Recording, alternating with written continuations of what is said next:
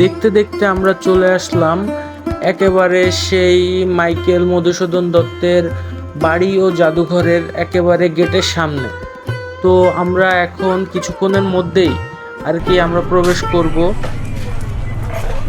এইখানে হচ্ছে রবিবার পূর্ণ দিবস ও সোমবার অর্ধ দিবস জাদুঘর বন্ধ থাকে, আর বিনা টিকিটে প্রবেশ সম্পূর্ণভাবে নিষিদ্ধ। হ্যালো ভাই ব্রাদার, কি অবস্থা, কেমন আছেন সবাই? আশা করি সবাই অনেক অনেক ভালো আছেন।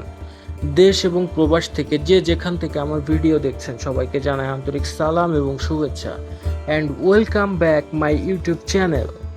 আজকে আমরা যাব যশোর জেলার কেশবপুর উপজেলার সাগরদাড়ি গ্রামে অবস্থিত মধুপল্লীতে। মাইকেল মধুসূদন দত্ত 1824 সালে এই বাড়িতে জন্ম নেন। তার শৈশবও এখানে কাটে। এখানে রয়েছে তার ব্যবহার করা কয়েকটি ভবন, পুকুরঘাট এবং কবির নানা স্মৃতি বিজড়িত জিনিসপত্র, যা নিয়ে বর্তমানে একটি জাদুঘর নির্মাণ করা হয়েছে এখানে। যশোর শহর থেকে মাইকেল মধুসূদন দত্তের বাড়ির দূরত্ব প্রায় 45 কিলোমিটার। তো যারা এখানে ঘুরতে আসতে চান তারা গুগল ম্যাপে যে মধুপল্লী লিখে সার্চ করলেই লাইভ লোকেশন পেয়ে যাবেন।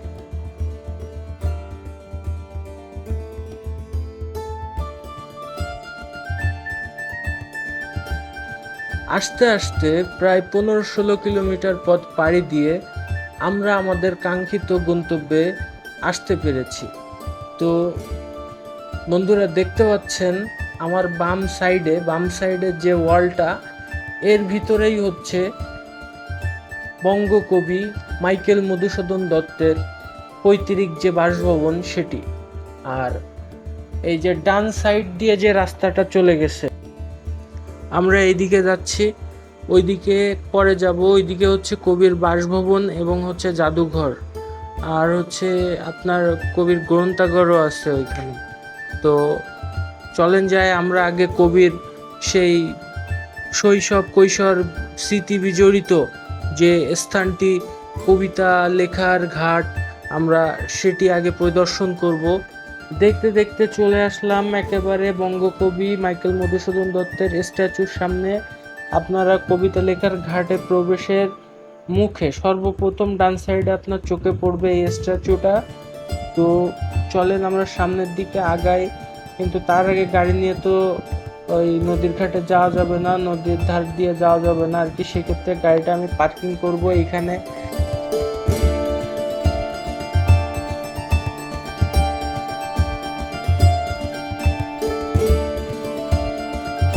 সব থেকে সত্যি কথা হচ্ছে আমি কবি কোথায় কবিতা লিখছে এই জিনিসটা জানি না। ওই যে বাদাম গাছ, ওই বাদাম গাছের ওইখানে বসে কবিতা লিখতো। বাদাম তলে বসে কবিতা লিখতো। বাদাম তোলা ঘাট, এইটা আছে সিঁড়িঘাট বাদাম তলা।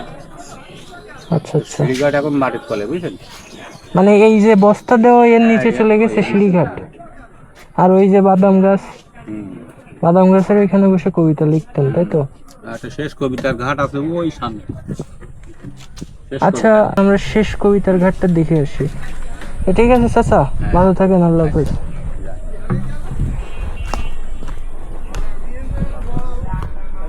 শেষ কবিতার ঘাটটা এই সাইডে। তার আগে হচ্ছে এইখানে হচ্ছে ওই যে বাদাম গাছ, যেখানে বসে কবি কবিতা লিখতো। আর এইখানে হচ্ছে একটা ঘাট ছিল, সেই ঘাটটা এই আপনার এই যে বস্তা দেওয়া বস্তার নিচে চলে গেছে। নিচু হওয়ার কারণে উঁচু করার জন্য আর কি গ্রহণ করছে, নতুন করে এখানে আবার ঘাটটা তৈরি করবে আর কি। চলেন যাই, কবির শেষ কবিতা লেখার স্থানটা আমরা পরিদর্শন করে আসি।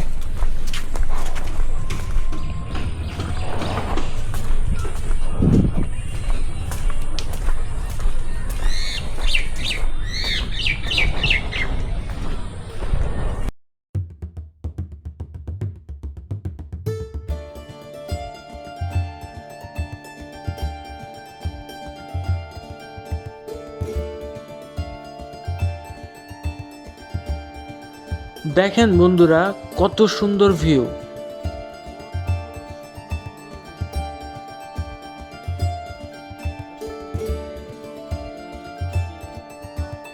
আরেকটা কথা, সেটা হচ্ছে এটা কিন্তু কপোতাক্ষ নদ, এটা কিন্তু কোনো নদী না, এটা হচ্ছে নদ।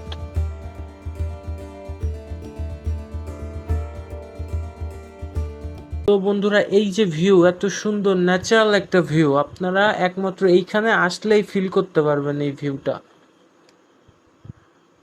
তো ঠিক আছে, চলেন আমরা সেই কাঙ্ক্ষিত গন্তব্যের দিকেই যাই, সামনের দিকে যাই and দেখি কবির সেই শেষ কবিতা লেখার ঘাটটা।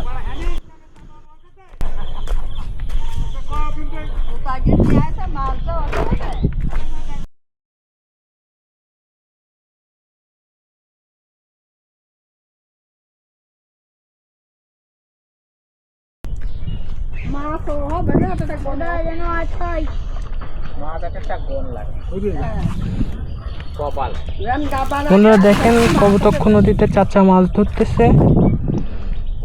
এখন আমরা দেখি চাচা কি মাছ পায়। এবার জাল ফেলাইছে চাচা। মাছ ধরতেছেন কতক্ষণ চাচা? এই যে চাচা 1.5-2 ঘন্টা ধরে মাছ মারছে। মাছের অবস্থা খারাপ, মনে হয় মাছ পড়তেছে না আজকে। দেখেন পুঁটি মাছ হয়েছে, ছোট ছোট মাছ হয়েছে জালে।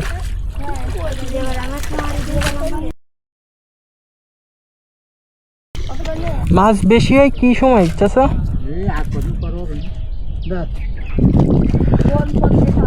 আচ্ছা চাচা, এই জায়গায় আমার আসার মূল উদ্দেশ্য হচ্ছে, কবি হচ্ছে লাস্ট কবিতা লিখেছে কোন জায়গায়? ওই যে সামনে, ওই যে বিদায়ঘাট, ওইটা। ঠিক আছে চাচা।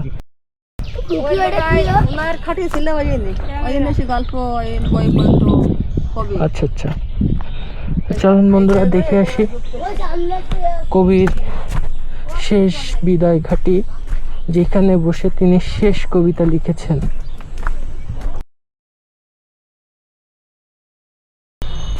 তো এই হচ্ছে সেই জায়গা যেখানে কবি তার শেষ কবিতা লিখেছেন। এই যে দেখতে পাচ্ছেন, সততয় নয় তুমি পরমোর মনে, সতত তোমার কথা ভাবিয়ে বিরলে। কবিতার নাম হচ্ছে কপোতাক্ষ নদ, আর এই হচ্ছে সেই কপোতাক্ষ নদ। আর এই সাইডে হচ্ছে আপনার কিছু কংক্রিটের ব্লক দেখতেছি। এগুলো আসলে হচ্ছে যে কপোতাক্ষ নদের সাইড দিয়ে কাজ করতেছে, এনে বসাবে, এই জন্য রাখা হয়েছে আর কি। চলেন আমরা ফিরে যাই। আসলে কপোতাক্ষ নদের ধারটা অনেক সুন্দর করতেছে। আসলে এটা হচ্ছে একটি ইকো পার্কের আদলে তৈরি করতেছে আর কি। দেখতে দেখতে আমরা চলে আসলাম একেবারে সেই মাইকেল মধুসূদন দত্তের বাড়ি ও জাদুঘরের একেবারে গেটের সামনে। তো আমরা এখন কিছুক্ষণের মধ্যেই আর কি আমরা প্রবেশ করব। এইখানে হচ্ছে রবিবার পূর্ণ দিবস ও সোমবার অর্ধ দিবস জাদুঘর বন্ধ থাকে, আর বিনা টিকিটে প্রবেশ সম্পূর্ণভাবে নিষিদ্ধ। আমি আপনাদের আরেকটা হচ্ছে গুরুত্বপূর্ণ তথ্য দিতে ভুলে গেছি, সেটা হচ্ছে যারা অনেক দূরের থেকে আসবেন, বাংলাদেশের যে কোনো প্রান্ত থেকে, তো সেক্ষেত্রে আমাদের এখানে কিন্তু পিকনিক স্পটের ব্যবস্থা আছে, এবং পাশাপাশি হচ্ছে আপনি এখানে রান্না করতে পারবেন পিকনিক স্পটে। এখানে চুলা আছে, লাকড়ির চুলা, লাকড়ি দিয়ে রান্না করতে পারবেন এখানে। আমি আন্তরিকভাবে দুঃখিত, আজকে আমি পিকনিক স্পটে রান্নার যে সাইডটা, ওই সাইডের ফুটেজটা নিতে পারিনি। তারাও প্রতীক রব জন্ম যদি তব বঙ্গে, ইষ্টক্ষণ কাল সাগরদারি কপোতাক্ষ তীরে জন্মভূমি।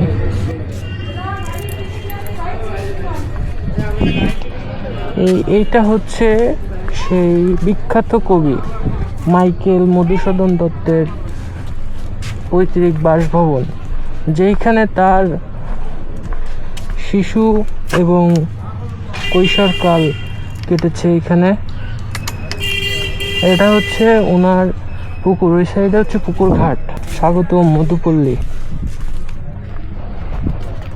এই যে এটা হচ্ছে কবির পৈতৃক বাসভবন, আর এই সাইডে হচ্ছে পুকুর। চলো একটু পুকুর ঘাটে যাই।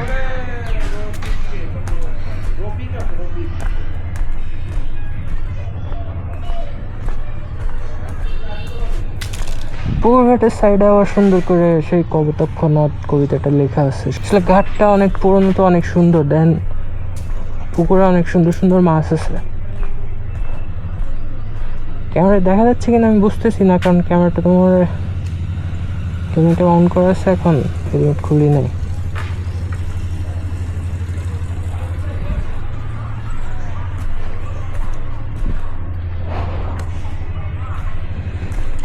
এই যে বিল্ডিংটা দেখতেছেন, এই বিল্ডিংটা সেই সময়ের পোস্ট অফিস ছিল আর কি।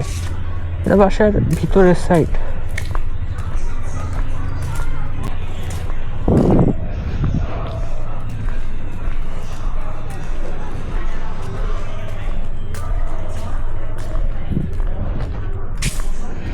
এটা হচ্ছে আপনার কবির পৈতৃক কাছারি ভবন।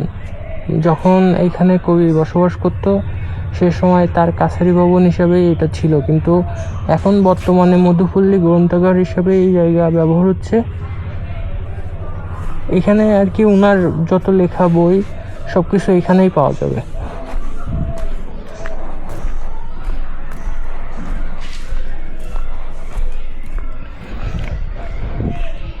এই বিল্ডিংটাতে পরে যায়, এই সাইডটা আপনাদের একটু দেখে আসি।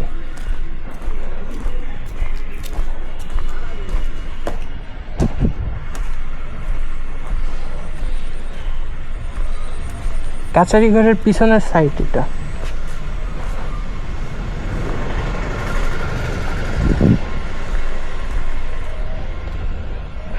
এটা হচ্ছে কবির কাকার বাড়ি, মানে ওনার চাচার বাড়ি আর কি। দেন না ভাই কত সুন্দর সিঁড়িগুলা, মানে সেই আমলের একেবারে সেই রাজবাড়ি আর কি। যে ওই পাশের বাড়িটার ভিতরে যাবো, ওই পাশে ওইটা বেসিক্যালি হচ্ছে জাদুঘর।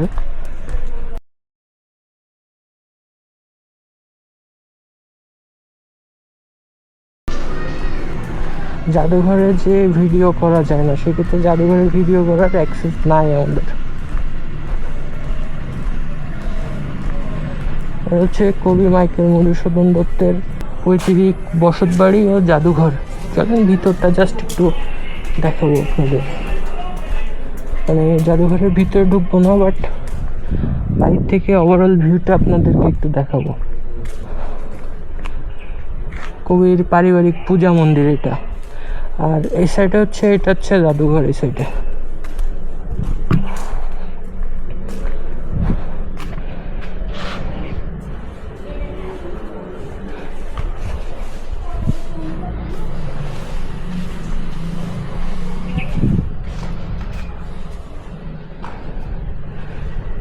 এইটা আবার হচ্ছে কবির চাচার বাড়ি, এই সাইডের এটা।